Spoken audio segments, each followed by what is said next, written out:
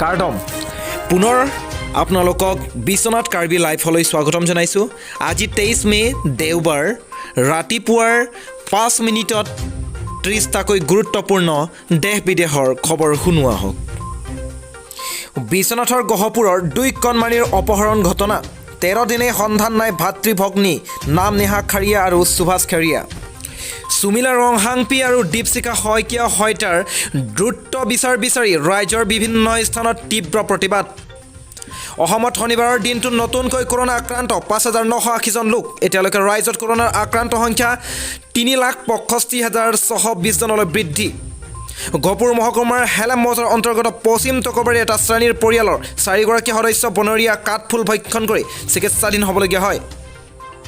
বাক্সা জিলাৰ চিমলা থানাৰ অন্তৰ্গত জালাছ ৰাজচক্ৰৰ আৰকৰা গাঁৱত বাঁহ কাটি থাকোঁতে হঠাৎ 11,000 ভল্টৰ বৈদ্যুতিক তাঁৰত বিদ্যুৎস্পৃষ্ট হৈ অমৰ গয়াৰী নামৰ এজন যুৱক থিতাতে নিহত হয়। শনিবাৰে ৰাজ্যৰ পঞ্চদশ বিধানসভাৰ প্ৰথম অধিৱেশনৰ দ্বিতীয়টো দিন। প্ৰথমে অধিৱেশনৰ দ্বিতীয়টো দিনত ৰাজ্যপাল জগদীশ মুখীয়ে ভাষণ পাঠ কৰে। মাজুলী উত্তৰ কমলাবাৰী সত্ৰৰ সত্ৰাধিকাৰী জনাৰ্দন দেৱ গোস্বামীৰ মুখ্যমন্ত্ৰীৰ সাহায্য পুঁজিলৈ 51,000 টকাৰ অনুদান প্ৰদান। অৰুণাচলৰ জয়ৰামপুৰৰ লুম্বিবস্তি সন্দেহজনক আলফা স্বাধীনৰ সদস্যৰে আছাম ৰাইফলছৰ সংঘৰ্ষ। প্ৰায় 25 মিনিট ধৰি প্ৰচণ্ড গুলীয়াগুলী অব্যাহত। সংঘৰ্ষ গুলীত বৃদ্ধ হৈছে আছাম ৰাইফলৰ এগৰাকী জোৱান। শনিবাৰে পুৱাই ভূমিকম্পই কঁপালে অৰুণাচলক। অৰুণাচলৰ পাগিনত অনুভূত হৈছে এই ভূমিকম্প। ৰিক্টাৰ স্কেলত ভূমিকম্পটোৰ প্ৰাবল্য আছিল 4.6। কৰোনাৰ দ্বিতীয়টো ঢৌত বিধ্বস্ত কৰিছে ভাৰতক। ভাৰতৰ কৰোনাৰ এই দ্বিতীয় ঢৌত 420গৰাকী চিকিৎসকে হেৰুৱাইছে প্ৰাণ। শনিবাৰে অসমত কৰোনাত আক্ৰান্ত 79 জনৰ মৃত্যু। এতিয়াও ৰাজ্যত কৰোনাত আক্ৰান্ত হৈ 5,04,058 জন ৰোগী চিকিৎসাধীন হৈ আছে। উত্তৰাখণ্ডৰ শনিবাৰলৈ ব্লেক ফাংগাছক 4 জন লোকৰ মৃত্যু হৈছে। এই তথ্য আগবঢ়াইছে ৰাজ্যখনৰ স্বাস্থ্য বিভাগে। অন্ধ্ৰপ্ৰদেশৰ বিভিন্ন প্ৰান্তত ধাৰাসাৰ বৃষ্টিপাত। ৰাজ্যখনৰ বিজয়াগাম গমৰত বজ্ৰপাত পৰি 3জনকৈ লোকৰ মৃত্যু। গুজৰাটত আকৌ 4,205 জনৰ দেহত ধৰা পৰে ক'ভিড পজিটিভ। ৰাজ্যখনত যোৱা 24 ঘণ্টা কৰোনাত আক্ৰান্ত 54 জনৰ মৃত্যু।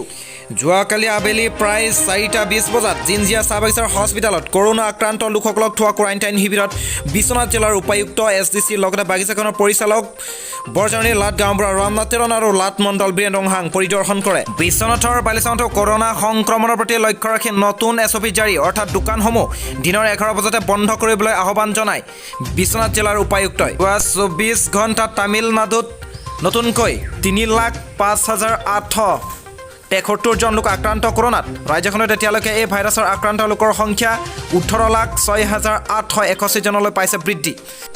জম্মু কাশ্মীৰত পুনৰ যোৱা 24 ঘণ্টাত 3,848 জন কৰোনাত আক্ৰান্ত। গোৱাত আকৌ 2,647 জনৰ দেহত ধৰা পৰে ক'ভিড পজিটিভ। ৰাজ্যখনত এতিয়ালৈকে এই ভাইৰাছৰ আক্ৰান্ত লোকৰ সংখ্যা 14,04,839 জনলৈ বৃদ্ধি। তেলেংগানাত নতুনকৈ 3,308 জন কৰোনাত আক্ৰান্ত। ৰাজ্যখনত যোৱা 24 ঘণ্টাত কৰোনাত আক্ৰান্ত 21 জনৰ মৃত্যু। কৰ্ণাটকত আকৌ 31,183 জনৰ দেহত ধৰা পৰে ক'ভিড পজিটিভ। ৰাজ্যখনত এতিয়ালৈকে এই ভাইৰাছৰ আক্ৰান্ত লোকৰ সংখ্যা 23,98,925 জনলৈ পাইছে বৃদ্ধি। যোৱা 24 ঘণ্টাত পশ্চিমবংগত আকৌ 18,863 জনৰ দেহত ধৰা পৰে ক'ভিড পজিটিভ। ৰাজ্যখনত যোৱা 24 ঘণ্টাত কৰোনাত আক্ৰান্ত 154 জনৰ মৃত্যু। চুবুৰীয়া ৰাজ্য মণিপুৰতো প্ৰতিদিনে বৃদ্ধি পাইছে কৰোনাৰ সংক্ৰমণ। ৰাজ্যখনত যোৱা 24 ঘণ্টাত নতুনকৈ 757 জন কৰোনাত আক্ৰান্ত।